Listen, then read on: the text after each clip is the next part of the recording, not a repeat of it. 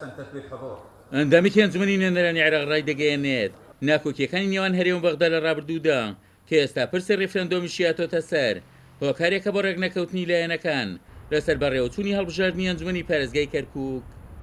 ئەو پەیوەندیە خراپی نێوان حکوومەتی هەرێمی کوردستان و حکوومەتی ئیتیحادی بۆتە هۆکاری ئەوەی کە ڕای جیاواز لەسەر کەرکووک بوترێ ئێستاکە و ڕائەکان هیچی لە بەرژەوەندی کوردان نییە.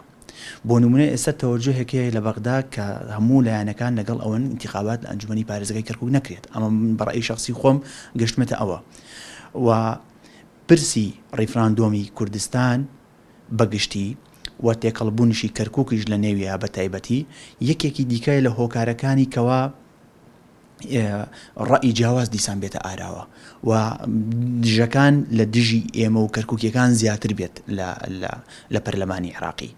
بۆیە هەموو ئەم بابەتانە پێویستی بە دانیشتنە و دانیشتن لەسەر مستەوای بەرز ئایندەی کەرکووک، بەشداریکردنی کەرکووک لەسەر ڕیفراندۆم. بڕیاردەری ئەنجومەنی پارێزگای کەرکووک ڕای دەگەیەنێت هەرێمی کوردستان جددی نەبووە لەو پرسانەی کە پەیوەستن بە کەرکووک و مادەی 140 و ئەمە شوای کردووە لایەنەکانی تر لە عێراق لە دژی مافەکانی خەڵکی کەرکووک بوەستنەوە.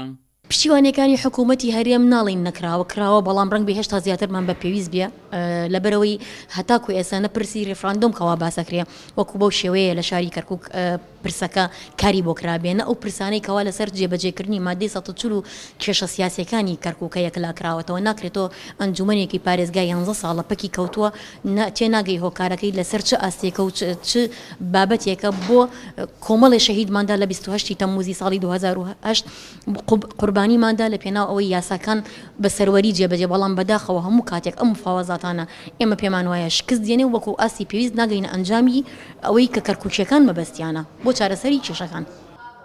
لە دوایین کۆبنەوەی ئەنجومەنی نوێنەراندا یاسای هەڵبژاردننی ئەنجومەنی پارێزگاکان پەسەند کراوە و ئەو مادەی کە پەیوەندی بە هەڵبژاردنەوە هەیە لە کەرکووک دواخراوە.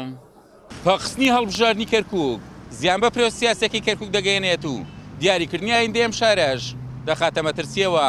عومەر غەریب، کورسات نیوز، کەرکووک.